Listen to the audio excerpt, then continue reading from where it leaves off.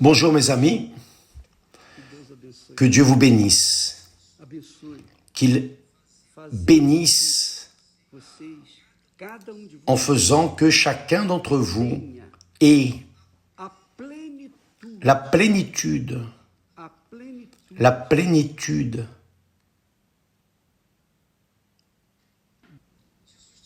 Jésus a dit,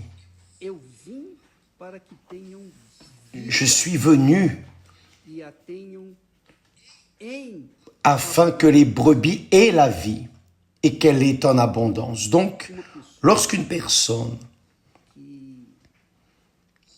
qui utilise la foi sentimentale, la foi émotive, la foi de sensation, d'émotion, la foi charnelle, j'appelle cela la foi charnelle, la foi du cœur. La foi du cœur, c'est la foi émotive. Les personnes prennent des attitudes rapides, objectives, et pour elles, tout doit être immédiat. Elles font des prières et Dieu doit répondre au même instant. S'il ne répond pas au même instant, elles restent en doute au sujet de ce qu'il a promis. Ça, c'est le genre de personnes qui utilisent la foi avec émotion, la foi sensitive.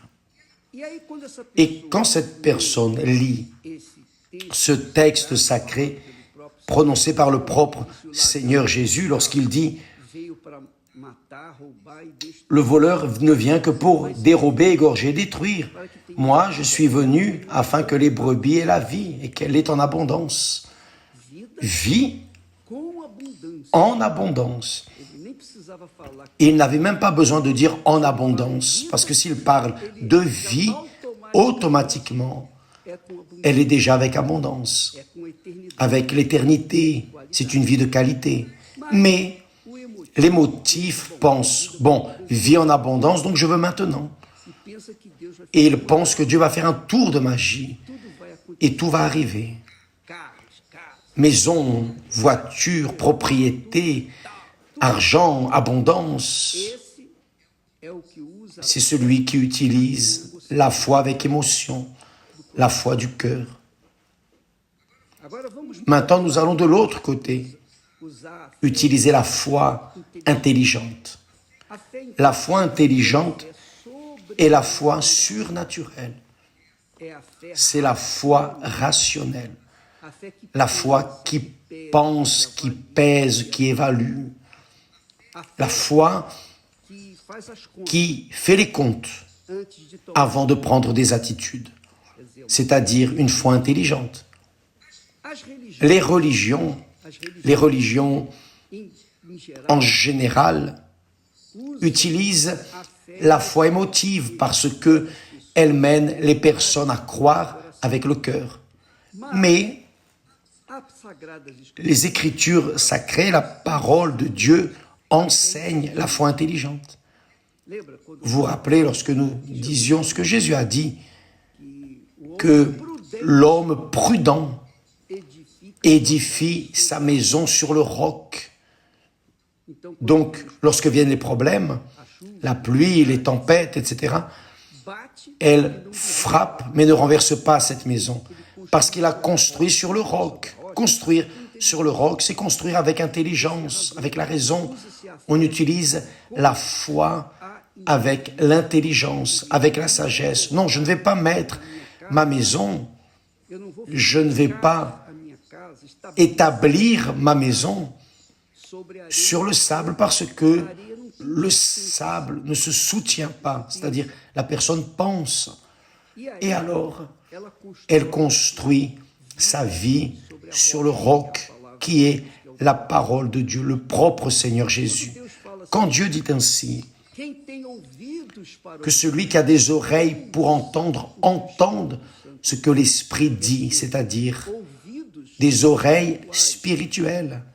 Quand la personne utilise la foi qui vient par le fait d'écouter la parole de Dieu, elle établit sa foi, sa vie, son futur, son éternité sur les bases, les fondements de la parole de Dieu.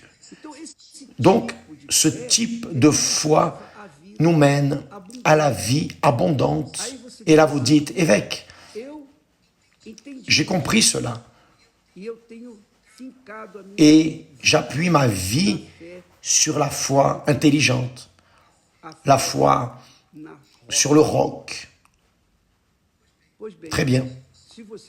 Si vous le faites, alors évidemment, vous avez déjà, tout du moins théoriquement, vous avez déjà la richesse de la vie abondante que Jésus promet.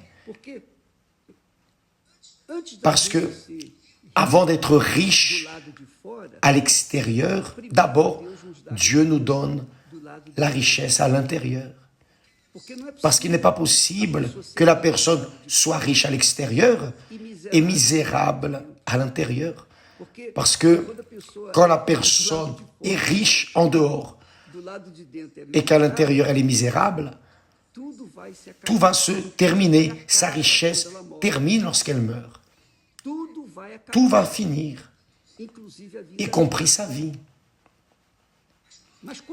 Mais quand elle établit sa vie sur la parole de Dieu, lorsqu'elle devient riche intérieurement, et c'est la richesse que Dieu promet, la vie abondante, quand elle devient riche dans son intérieur, là oui, Dieu va lui donner des conditions physiques, c'est-à-dire à l'extérieur, des conditions matérielles, pour qu'elle vive une vie de qualité.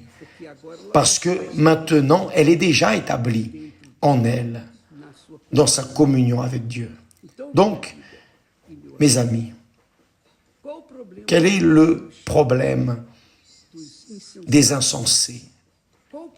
Quel est le problème des insensés qui se disent croyants, baptisés du Saint-Esprit? Le problème, c'est qu'ils ont été trompés par l'Esprit, l'Esprit entre guillemets saint, qui n'a rien de saint, parce que c'est l'Esprit trompeur.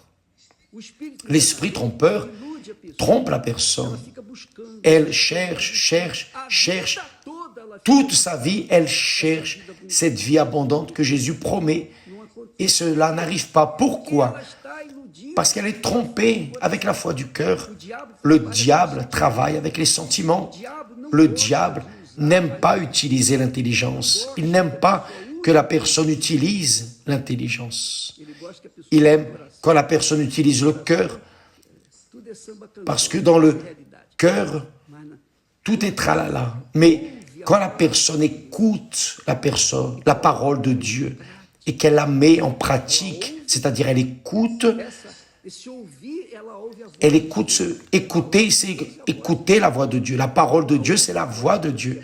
Quand elle écoute la voix de Dieu qui est puissante, alors elle absorbe ce qu'elle a écouté et alors vient la foi de l'esprit de la parole, qui est l'esprit de la foi, l'esprit de la parole. Et là, elle devient riche immédiatement à partir du moment où elle reçoit le Saint-Esprit. Elle devient milliardaire à l'infini. Elle devient la personne la plus riche de la terre parce qu'elle a alors l'esprit du propre Dieu en elle, conduisant sa pensée, son cœur, ses sentiments, dirigeant toute sa vie. Là, oui, elle est riche. Et quand elle est riche ici, en elle, là, à l'extérieur, les choses commencent à arriver. C'est ce qui est arrivé, par exemple, avec Abraham. La Bible dit, là, au chapitre 12 de Genèse, que Dieu a dit à Abraham, pars de ton pays, et Dieu a fait une alliance avec Abraham, et Abraham a embrassé cette alliance, et il a obéi à la parole de Dieu. Quand il arrive au chapitre 13, le texte dit que Abraham était très riche en troupeaux, en or et en argent. Pourquoi est-il devenu riche? Parce qu'il était en alliance avec Dieu. Il était en train d'être conduit par Dieu.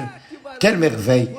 Vous, mes amis, lorsque vous avez le Saint-Esprit, vous pouvez avoir la certitude qu'il pleuve ou qu'il y ait du soleil. Dieu va vous diriger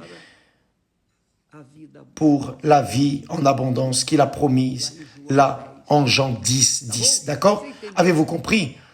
Demain, nous allons parler plus à ce sujet. Que Dieu vous bénisse tous avec cette foi intelligente, rationnelle, qui n'a rien à voir avec le blablabla. Une foi qui pense, qui pèse, qui évalue et qui prend des décisions de manière consciente, qui est la foi intelligente. Que Dieu vous bénisse et à demain, au nom du Seigneur Jésus. Amen.